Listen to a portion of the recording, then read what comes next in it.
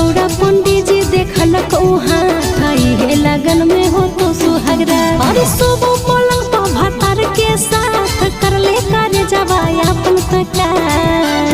छोड़ी नहीं है पाछा तबे के बाद पहले हम भातार दोबा नहीं है पाछा तबे के बाद पहले हम भातार दोबा खुशी खुशी जब लमुआ के साथ नहीं रोबो तोरा हम करी के